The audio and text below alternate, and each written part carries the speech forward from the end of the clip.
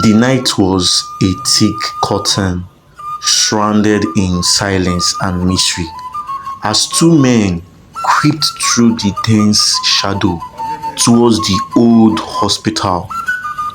The building stood on the outskirts of the city, an ancient and crumbling structure that had seen better days.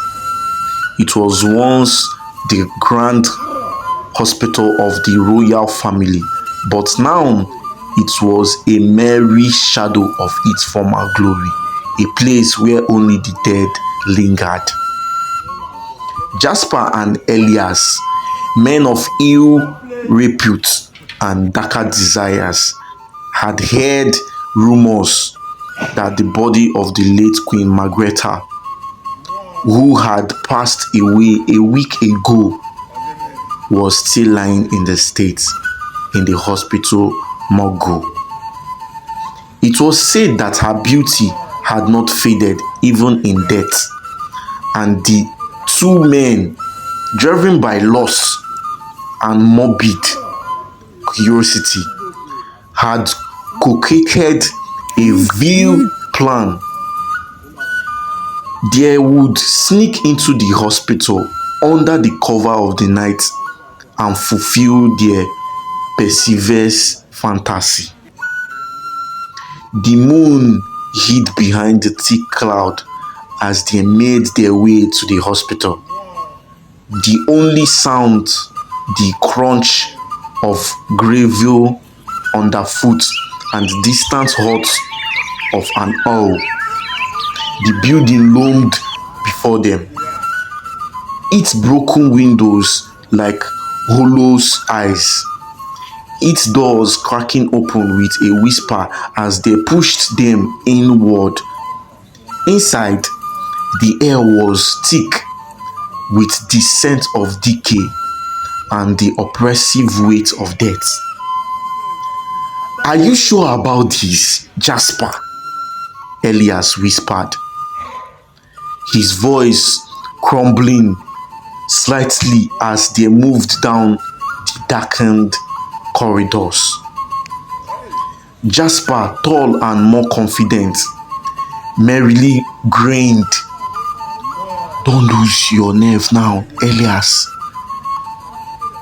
We are already here. Besides, was that him? The queen is dead. She won't be complaining, will she?" Elias nodded, though his heart pounded in his chest.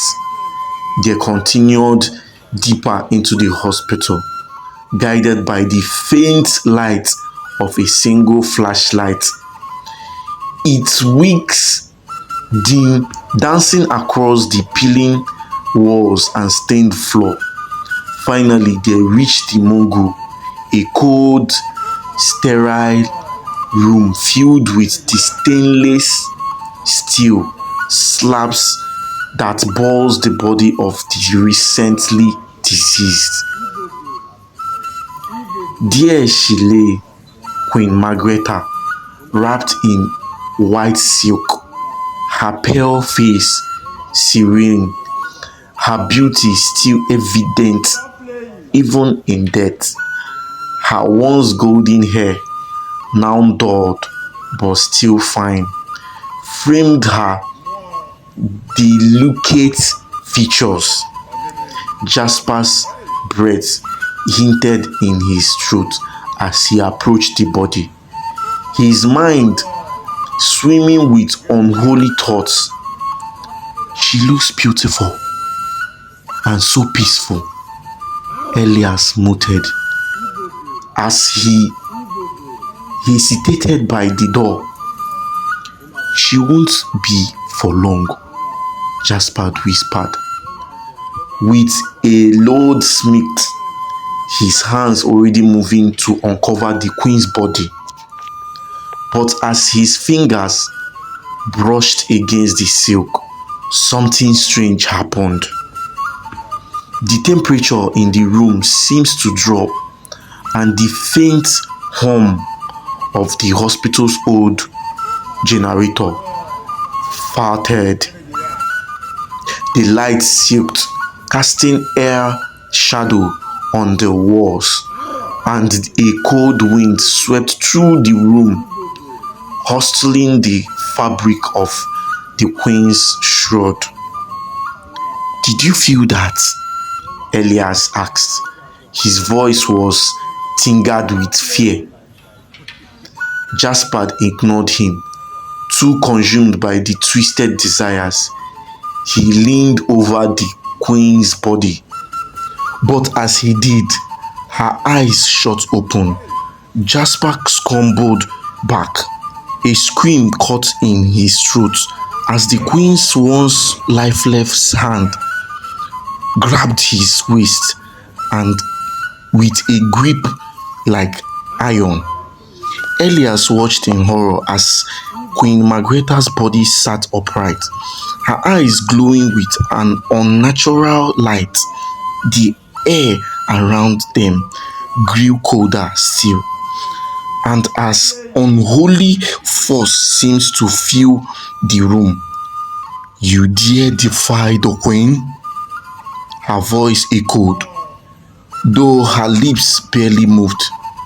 It was a voice not of this world, but something ancient and powerful. Jasper was frozen in terror, his body unable to move as the queen's grips tightened.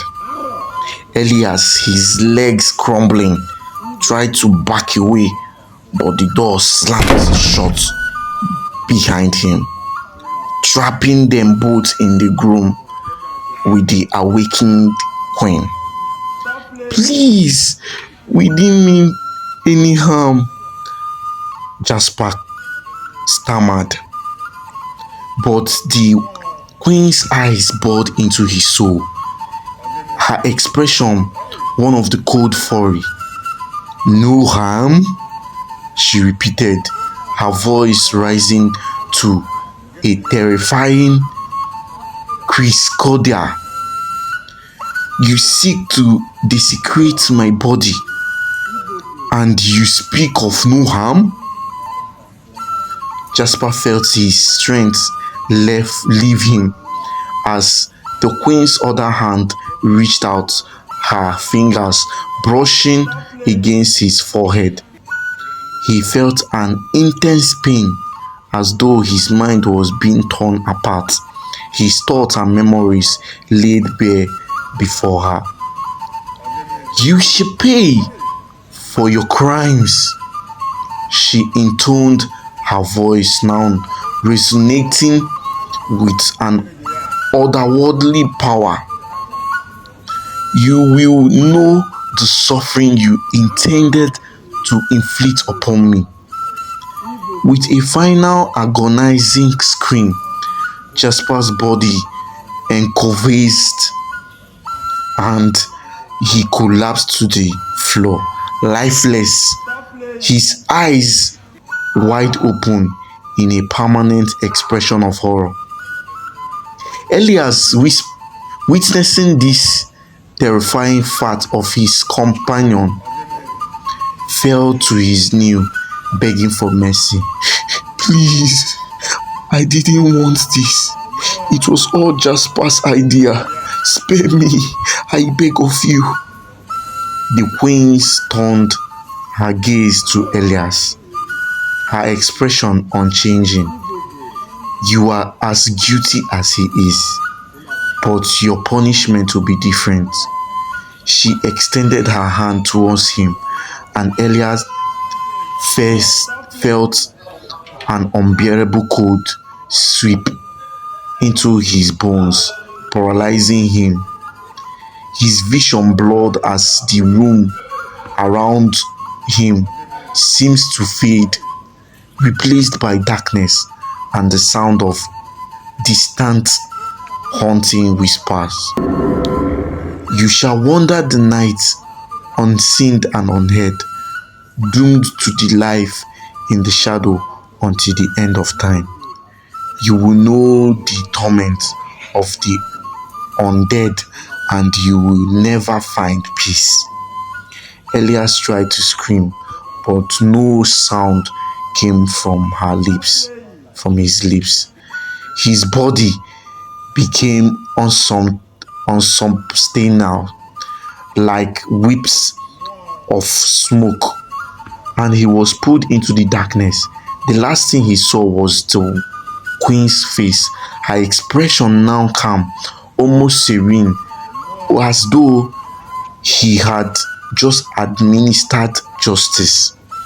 When the hospital staff arrived the next morning, they found the door to the morgue slightly ajar. Inside, they discovered Jasper's lifeless body, his face twisted in a look of sheer terror. But there was no sign of Elias. The staff assumed he had fled in fear after whatever had happened during the night. The story of the two men who dared to defy the queen's curse became a local legend, a tale of warning for those who would dare to disrespect the dead. And though the hospital was eventually abandoned, the whispers persisted of strange sounds in the night, of cold winds and swept through the empty halls, and of a shadowy figure that lurked in the corner, forever seeking redemption but never finding it. As the Queen Margaretha, her body was never disturbed again. Her spirit, some said, still lingered in the old hospital, guiding her resting place for those who would dare to dishonor her memory. The end.